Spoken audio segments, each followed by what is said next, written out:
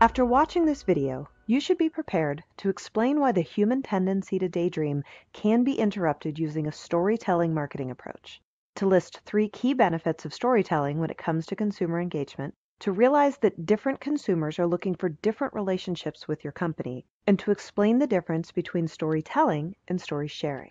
Let's begin. Lesson 1, why storytelling is essential in social marketing.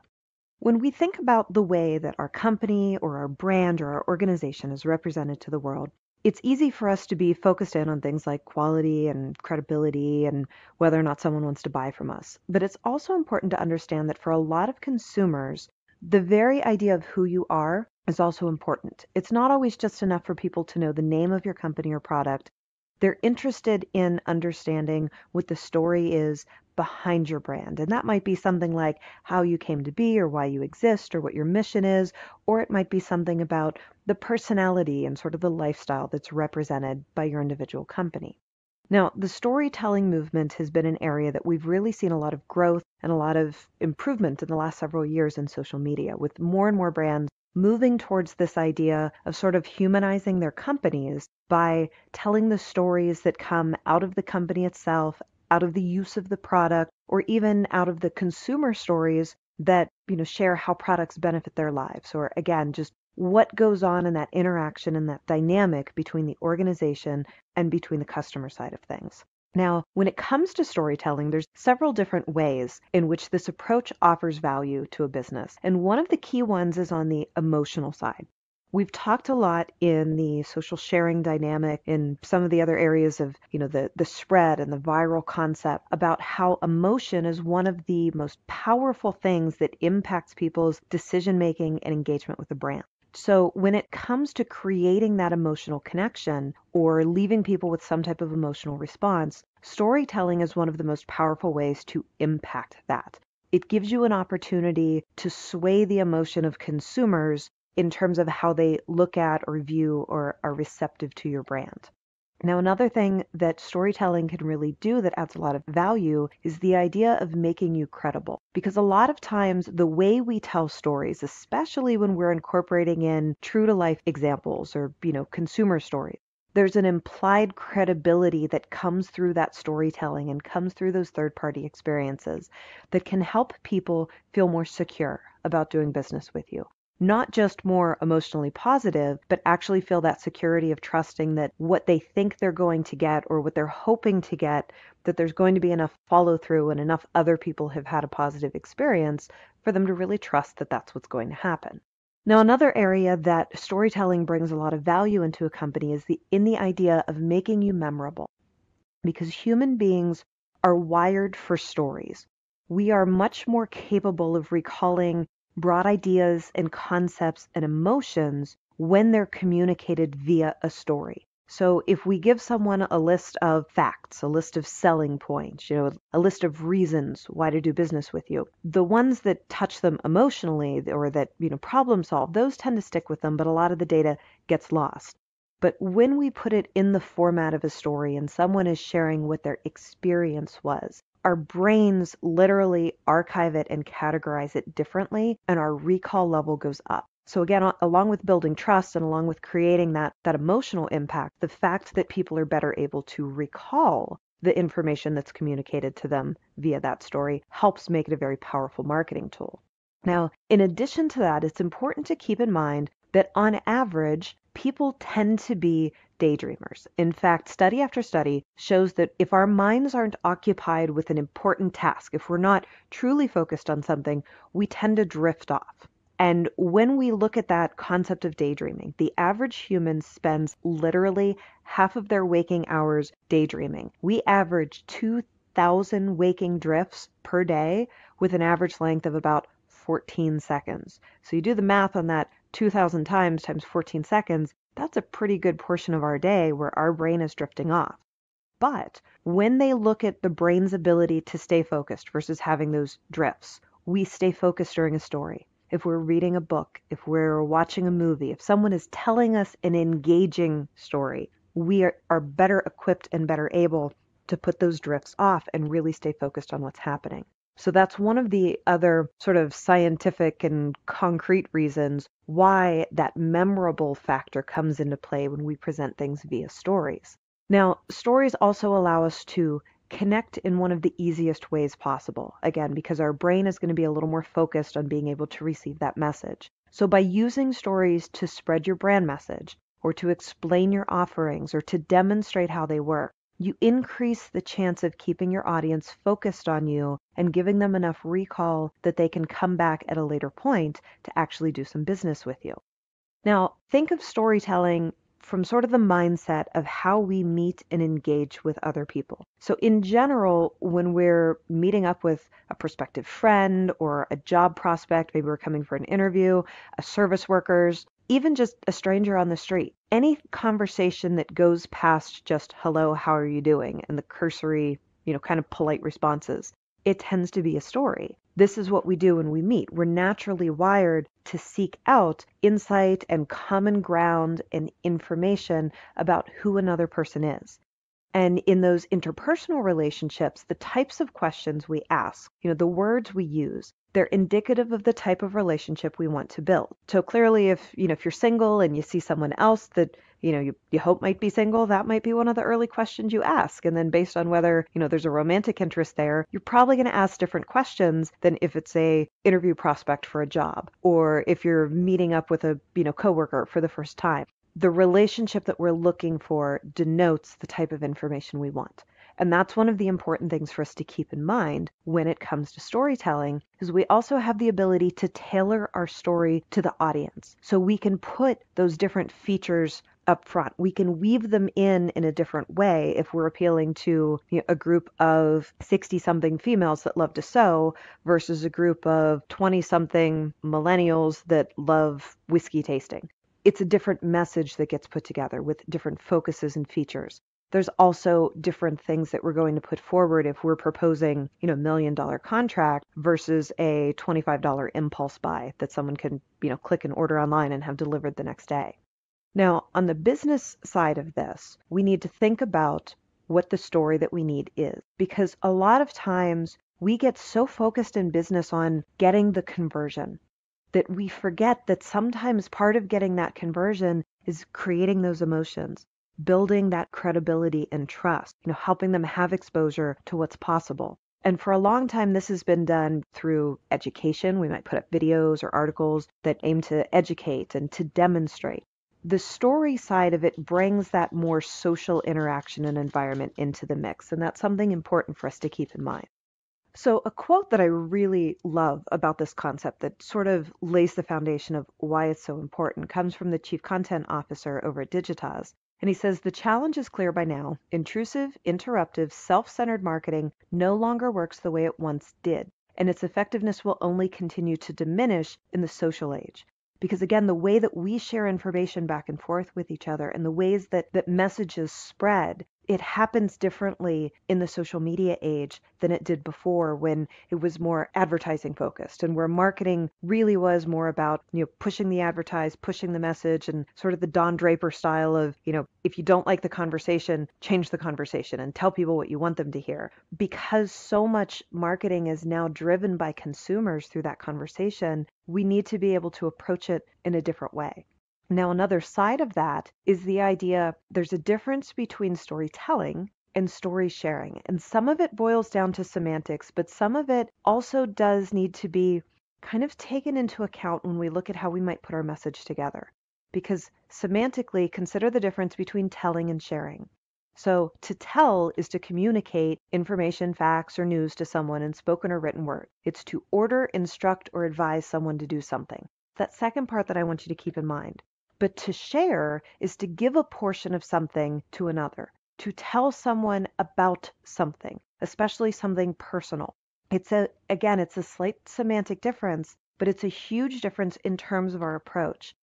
And I love this Seth Godin quote that really pairs up with that idea. The best part of show and tell has never been the telling part. It's been the showing, letting someone see and experience and inviting them into that shared experience. And that's one of those things that makes the social version of storytelling really more like story sharing, especially if you want to do it in a way that creates that back and forth consumer engagement.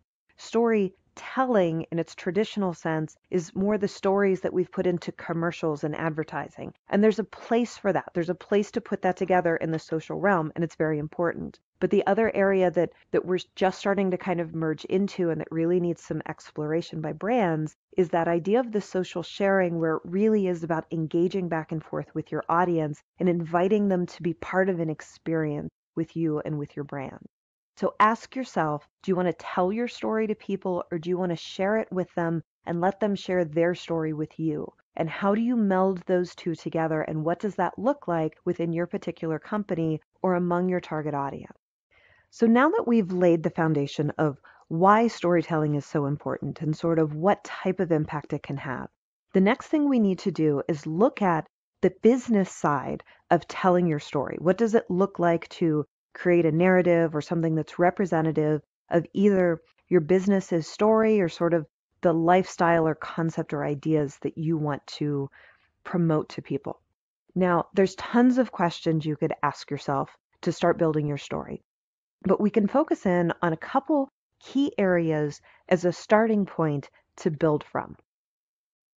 One of the first ones is the idea of whether or not you have a founder's story. Now, for a lot of brands, the story of their founder is so interesting or inspiring that it catches the eye and it makes people take a second look at the product.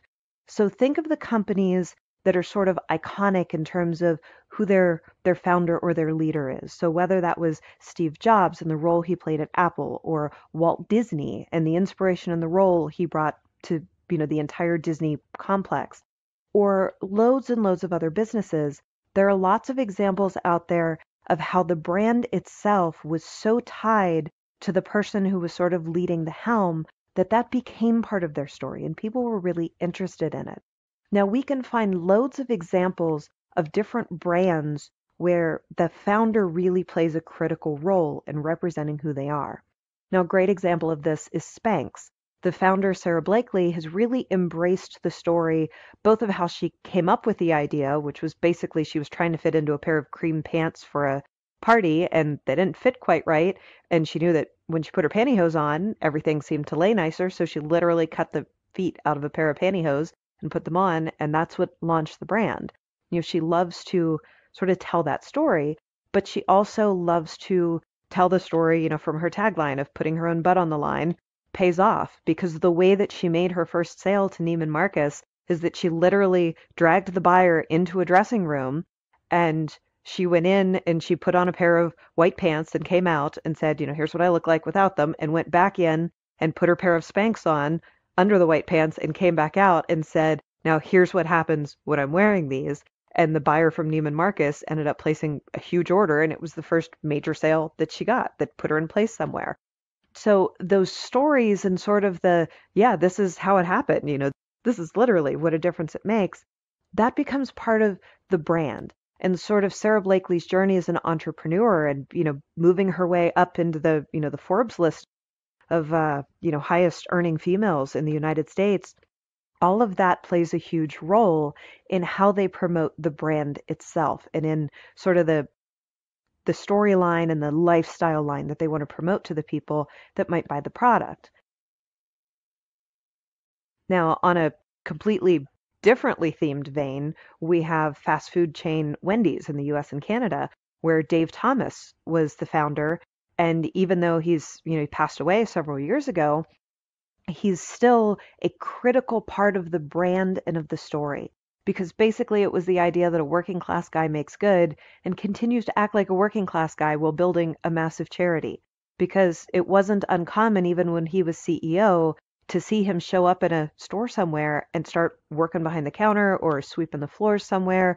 He always played that role that made it clear to his employees that he wasn't above them, that he was one of them and part of them. And has a huge, huge ongoing charity effort for adoption because he was adopted as a child. And so all of that plays into the narrative of Wendy's and who they are and what their brand message is and the lifestyle that they want to promote to customers. In fact, if you if you go there now and you buy a meal and you get your cup, all of the cups have stories of kids when they were finally adopted and what it meant to them when they were adopted, or, what their first experience was having a new family. So again, that plays into the story just because people are interested in the start of where or how it came to be. So looking at, what the stories are from within your team, and it doesn't always have to be that founder story. Sometimes it's just someone who works there. Post Cereal paired up with Burns Group and used real factory workers to create a round of Honey Bunches of Oats commercials. And let's take a quick look at what one of those actually look like so you can kind of see the storytelling in action here. I get out of work and I go to the store and somebody smelling around. I smell cookies. I said, oh no, you just smell me. I just got out of work. That's Honey Bunches of Oats. That's all. I said, don't eat me now. Now they're short, simple, easy stories. There's nothing complex to them. They more just make you smile and laugh, but they're the types of stories that come from listening to the people who work at your company, from thinking about how your company and their experience impacts the world around them. Now, another question that we can look at is, does your company or group solve a problem? Now, this isn't about the reasons you think you're great or the reasons you think people should buy from you. It's about that unique way that you solve an issue that consumers, or on the B2B side of things, that the buying agent is looking at, that they're trying to fix. Now, a great example of this is Airbnb, or you could look at Uber or Lyft on a similar vein, allowing people to experience travel in a new and affordable way, but also letting, owners or drivers earn extra money, from something that might have been sitting there empty anyways. That idea that when you're traveling, you don't have to stay in a bland, expensive hotel. In fact, when I travel for business, pretty much any place I go, I always book via Airbnb because, if I can have a bedroom and a living room and a kitchen, especially if we're traveling as a family, and there can be, separate bedrooms as opposed to having my kids all stay in the same room with my husband and I, it just makes sense. But there's also the story side of that, of its different experiences. And that's one of the big things that people talk about, is how the experience changes.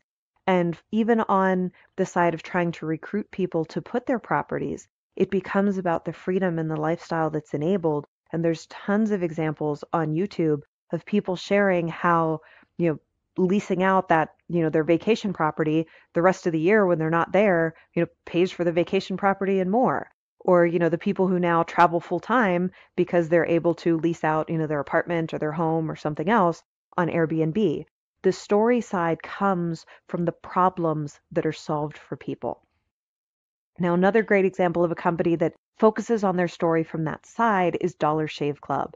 They basically took a problem everyone complains about and they made it go away. The idea that razors cost a ridiculous amount of money, that you always forget to buy new ones until it's too late, so you're shaving with a dull blazer, and it's just inconvenient.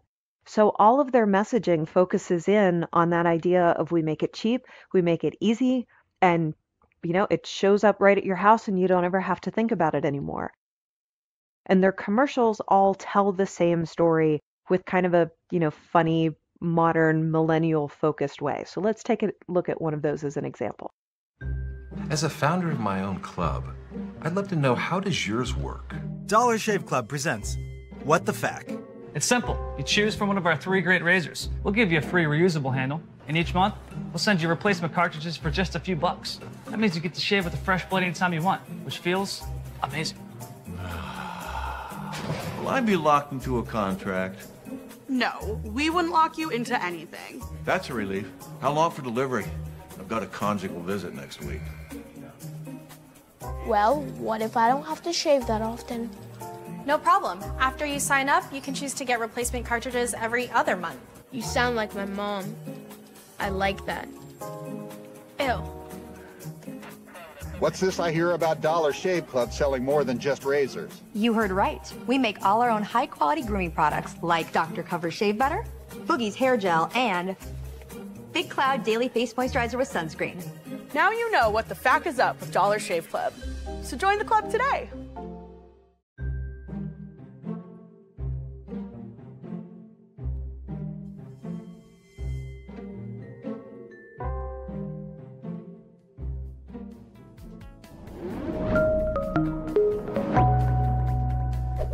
Hey, want to become an expert in digital marketing? Then subscribe to the Simply-Learn channel and click here to watch more such videos. To nerd up and get certified in digital marketing, click here.